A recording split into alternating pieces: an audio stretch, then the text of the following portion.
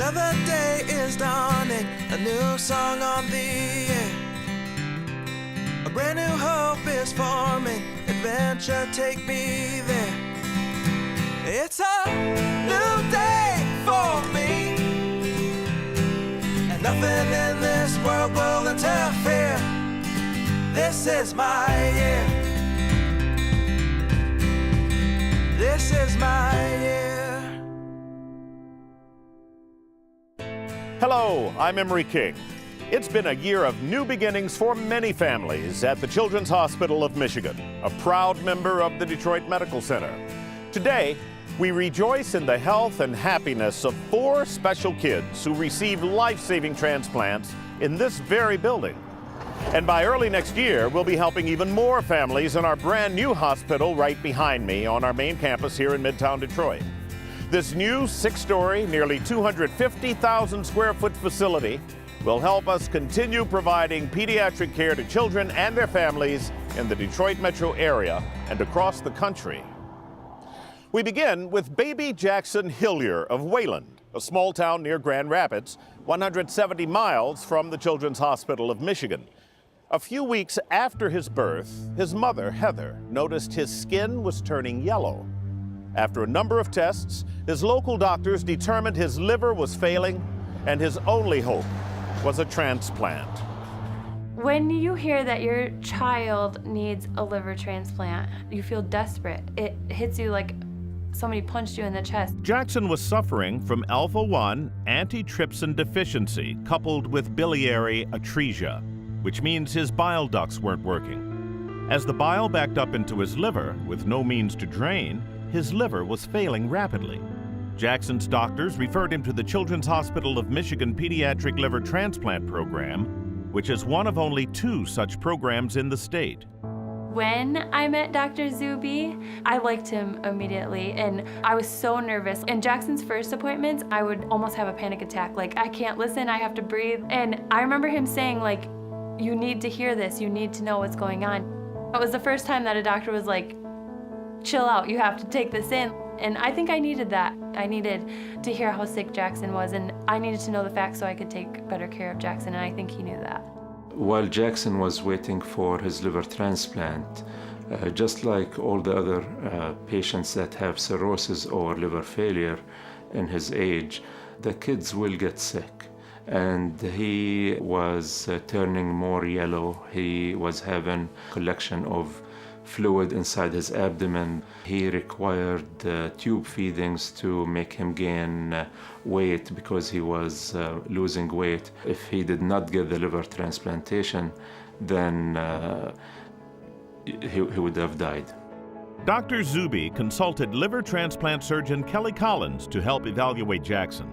When I met Jackson, he was very tiny, so our goal was to be able to grow him to be a little bit bigger, because from a technical standpoint, the risk of complication is higher in tinier babies.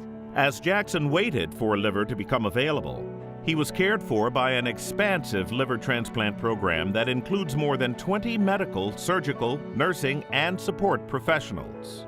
We have a multidisciplinary team that evaluates him, which includes social workers, psychologists, nurse coordinators, transplant hepatologist, dietitian, pharmacist, a radiologist, anesthesiologist.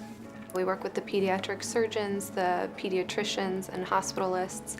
We have a team that goes to procure the organ, which oftentimes entails about 5 to 10 additional people in order to get the organ and get it to us safely. Just 3 months after Jackson was put on the liver transplant list, Heather got the call she was waiting for. I saw that it was Christina from the transplant team, and then she started asking, well, has he had a fever the last couple days? And I knew these were like questions that would come if our transplant, was available.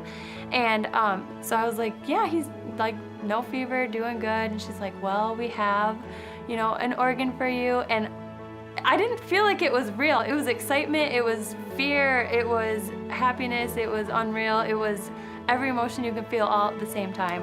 Within 15 minutes of getting our call for our organ, we were in the car on our way to Detroit, and Jackson was in surgery by midnight that night. Approximately 10 hours later, Jackson had a new liver and was on the road to recovery. He was yellow, almost green baby because of the jaundice and the backed up bilirubin.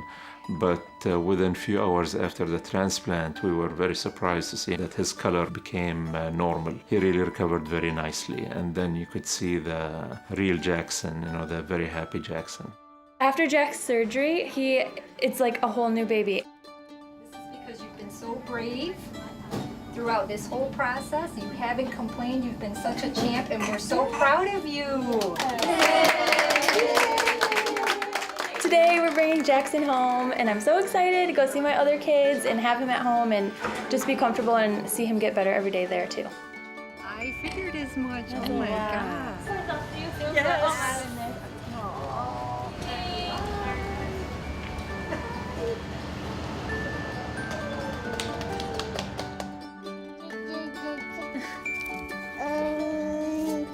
Three months have passed since Jackson went home, and to look at him, you'd never know what this little guy has been through.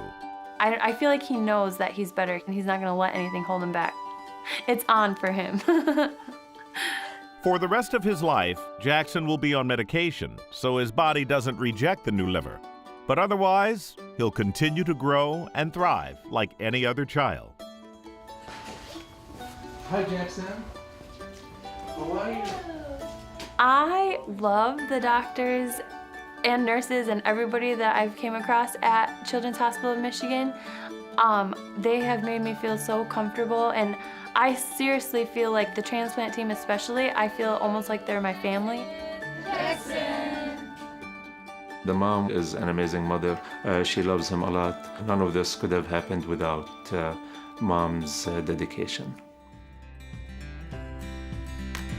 We don't know anything about our donor family, but if they were watching this, I would want to say I'm so thankful that they decided to let their child be an organ donor, because it saved my child's life. We wouldn't be here if they hadn't made that decision. And I would just want to say thank you so much. This is my year. I decided to be her donor because why would you say no to your sister when she has cancer? A first breath, a new path, a lasting heartbeat. It's why we're here, who we are. The Detroit Medical Center, 8 extraordinary hospitals, renowned specialists, researchers, and caring professionals empowered by one simple vision: to make life better. We are the DMC, forever dedicated to leading health care. At the Children's Hospital of Michigan Troy, we know kids. Our pediatric emergency room experts are on site 24/7 whenever you need us. Conveniently located at the corner of I-75 and Big Beaver, just for kids. Getting your child an appointment with some of the nation's best pediatric specialists at the Children's Hospital of Michigan is simple. Just use Call Today, no delay. Come see the experts that know kids without the wait. This is my year.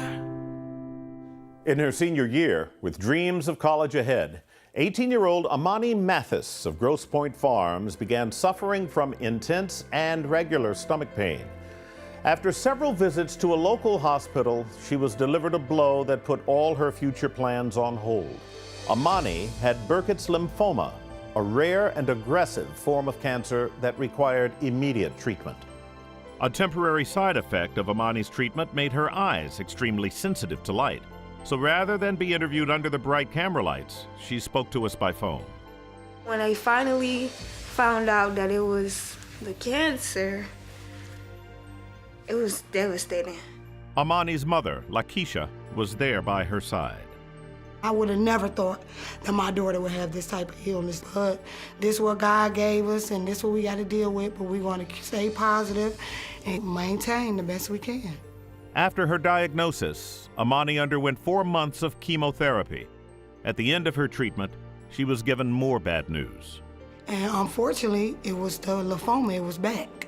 so they had to act with a more intensive chemo. As Amani started another round of chemotherapy, her doctors referred her to the Children's Hospital of Michigan for a bone marrow transplant consultation, a potentially life-saving treatment for people with leukemia, lymphoma, and other diseases.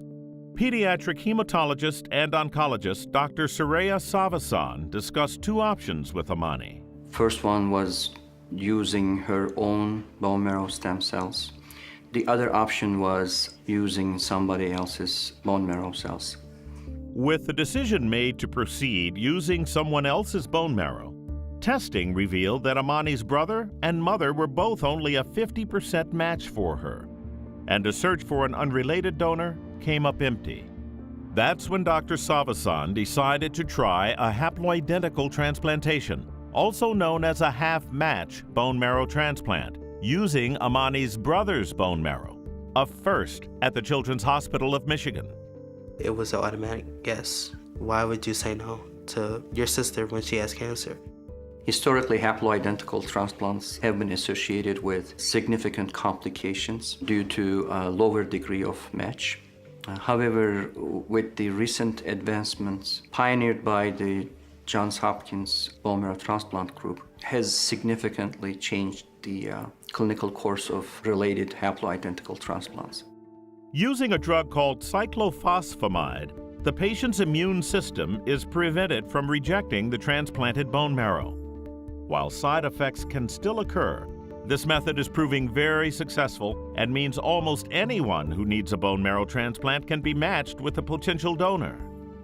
Haploidentical bone marrow transplantation is a very promising approach, not only for patients with cancer, but it has been used successfully in other hematologic disorders, such as sickle cell disease. One other aspect of it, this can be done practically at any transplant center, so it's widely applicable. Amani, though she's had some challenges, is doing great. She had a very high-risk form of lymphoma. She's disease-free 9 months from the transplant. It's great to know that I'm in remission. Hi, Amani. How are you? Dr. Savasan, he's a great doctor. Awesome. I know. You're comfortable. Oh, the nurses, I love them so much. They inspire me a lot to even go to school for nursing and work with kids.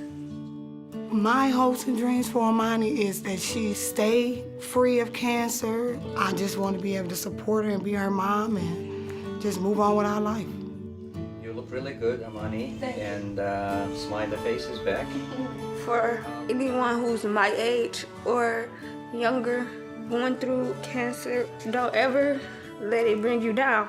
Every time I see a parent devastated, I just let her know, like, it's gonna get better. And it's hard seeing your child or anyone close to you sick, but never let it bring you down. This is my year. When you hear that your son is going to need an organ transplant, it doesn't really register what you just heard. Around the country, around the world, pediatric specialists send us their toughest cases. Here, every child's life is precious, protected, and safe. Nationally renowned specialists bring expert skills, research, and experience to children and families in search of hope and healthy futures. DMC's Children's Hospital of Michigan, nationally ranked in 4 specialties and personally dedicated to every child we serve. Where do you turn when your life has been put on hold by an injury, accident, or operation? Turn to the first name in rehabilitation, the DMC Rehabilitation Institute of Michigan. If we can handle strokes, spinal cord, and brain injuries, imagine what our experts can do for your strained shoulder, your new knee, your new life. One name to trust, more than 30 locations to make it happen. DMC Rehabilitation Institute of Michigan, the first name in rehabilitation and physical therapy. DMC, leading health care. This is my year. When Eli Rost was born, his parents, Rachel and Adam of Macomb, knew there might be something wrong with his kidneys, but nothing could have prepared them for the news that came next. Eli was diagnosed with end-stage renal failure. When you hear that your son is going to need an organ transplant, it doesn't really register what you just heard. After realizing the severity of Eli's condition, which included some serious issues with his bladder, the doctors at the hospital where Eli was born referred him to the Children's Hospital of Michigan, where kidney transplants have been performed for nearly 40 years. At the hospital that Eli was born at, the doctors were almost baffled by his condition and told us that he could even be in medical journals because it was such a rare case. When we first got to Children's Hospital, it was obvious that they had dealt with other children just like Eli. The nurse even told me they had 3 other children recently with the exact same condition. They really put our minds at ease, and we realized right away that they were going to give Eli the best care he could get.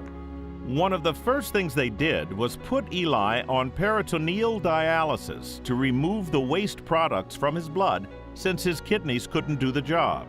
Pediatric nephrologist Amrish Jain has been caring for Eli for the past 2 years. Dialysis is like a life-saving option in such small babies. If they have such severe degree of kidney failure, then they could die. But dialysis gives us the time to save them and prepare them for a kidney transplant. We expect that the child is about 10 kilos and at least a year old, because that is the time they would be able to tolerate surgery. As they waited for Eli to reach the target weight, he was on home dialysis each and every night for 10 hours. Say good night. Good night. Good night, Eli. So now Eli is connected to dialysis. Together. Even though the dialysis helped his body remove toxins, it didn't remove nearly enough. So he always felt horrible. He would vomit up his feeds. He wasn't interested in drinking anything on his own, so we would do all his feedings through a tube in his stomach called a G-tube. And he was very fussy, very clingy. It took him a lot longer to hit certain milestones. He didn't walk for a long time. He didn't grow very much at all. He was very small for his age. Finally, on his 2nd birthday, Eli was big enough to safely undergo the kidney transplant surgery. Both Adam and Rachel were donor matches for Eli, but given Rachel's smaller size, doctors determined her kidney was a better fit for Eli's tiny body. Prior to our transplant, I had a lot of people asking me, as anybody would, how I felt, if I was nervous, if I was worried about my surgery, and if I was worried about the pain. And honestly, I never even considered my surgery. My mind was on Eli's surgery the whole time, and if it would work. For a successful kidney transplant, teamwork is the most important thing. It involves our dietitians, our social worker, our pharmacist, our financial coordinators. It involves the nephrologist, the transplant surgeons, the urologist, our nurses who provide an excellent care to these patients. Dr. Dean Kim, Chief of Transplant Services, performed Eli's surgery. As expected, Rachel's kidney fit well into Eli's body, and it started making urine immediately. Transplanted kidneys need to be replaced at some point, but the hope is that this new kidney will last for Eli until he's an adult. After the transplant, it was almost as if somebody flipped a switch in Eli. You could tell immediately that he was feeling better. Within weeks, he started saying complete sentences. He was running around playing with his brother. He was interested in so many more things. The other thing I really noticed was he was eating. For basically 2 years of his life, he ate very little. But as soon as he was out of the hospital after his transplant, he was interested in eating, and he hasn't stopped. That's your strawberry. Strawberry. Strawberry. Is that your favorite one? It's been about 1.5 years since Eli's surgery, and he's doing amazingly well. He's grown over 5 inches taller, and he's gained about 5 pounds. And you would never know, looking at him, all the things that he had been through prior to the transplant. He seems like a normal, crazy, energetic 3.5-year-old.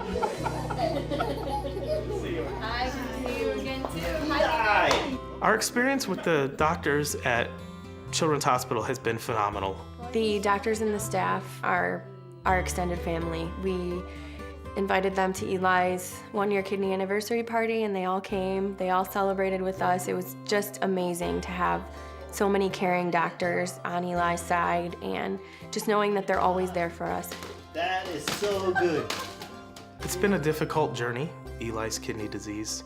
Organ donation is an incredibly important thing for everyone to consider. It saved my son's life, and it saves thousands of others on a daily basis. Whose kidney do you have? Mine? Yay! I want everybody to know that donating your kidney to somebody in need is one of the greatest things you can do. This is my year. When I heard that a heart was available, I was happy because I would get a second chance to live.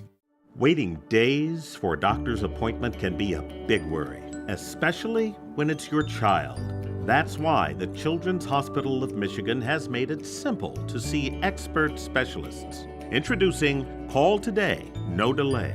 Get an appointment to see a pediatric specialist right away, even the same day. You can do it yourself or ask your child's pediatrician about seeing a Children's Hospital specialist. Come in when your child needs to. Call today, no delay. It waits, hiding in an artery. One day you feel chest pain or shortness of breath. This could be the clot, threatening your life. Get a DMC heart specialist. Using advanced technology and medications, they are expert clot busters. DMC heart experts were one of the first in Michigan with a comprehensive pulmonary embolism program. So if it's your heart, you know who to call. DMC, leading health care. This is my year. 10-year-old Nylan Arnold didn't celebrate the new year the way she had hoped. She wanted to run and play with her cousins at a joyful family gathering on New Year's Day. Instead, this normally active young lady from St. Clair Shores was unusually quiet, complaining of a sick stomach and headache. Her mom, Sandy, had a gut feeling to take her to the emergency department at the Children's Hospital of Michigan. They started the series of questioning and tests, and the doctor came in and said we couldn't find anything, so we'll just do one last check. And from there, that's when our lives changed. Pediatric interventional cardiologist Daisuke Kobayashi told the Arnolds that Nylan had restrictive cardiomyopathy, a condition that affects the heart's ability to pump blood properly. He explained that Nylan's stomach ache and vomiting were signs of heart failure because the stomach wasn't receiving enough blood flow. And then they said we're gonna put her on medication and see how that works. And if it doesn't, then she's gonna have to have a heart transplant. How I felt, devastated. But I had to put my trust in the doctors that they'll take care of her. Pediatric cardiologist Jennifer Blake was also there the day Nylan came to Children's and was part of the team that diagnosed her. Dr. Blake is the medical director of the Heart Transplant Program, which was established in 1998 and is one of only 2 pediatric heart transplant programs in Michigan. Restrictive cardiomyopathy is actually quite rare. Somewhere between 45 and 70% of patients will die within about 2 years of diagnosis or have a major life-threatening event, usually an abnormal heart rhythm.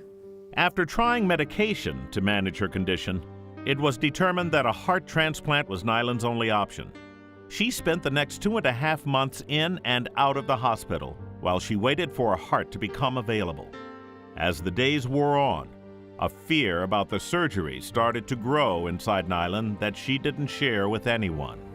I was afraid that I would forget my family members and my friends. On March 10th, Nylan's wait for a new heart was over. When I heard that a heart was available, I was happy because I would get a second chance to live.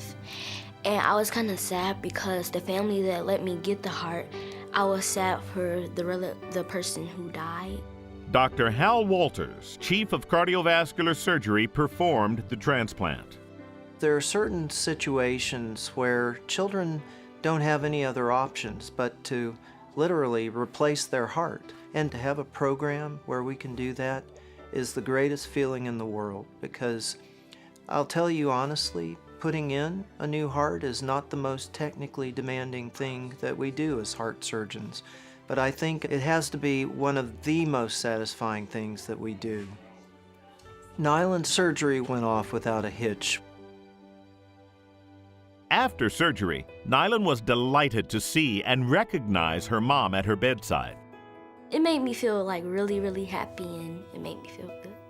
Nyland responded very well to her heart transplant, so well that we had to ask her to be a little less rambunctious, I guess is the best word for that. Probably within a week or so, she was dancing again and doing splits on the floor. She had always been a very upbeat, energetic, happy girl, and she just seemed to be all of that times 10 or 100 after heart transplant.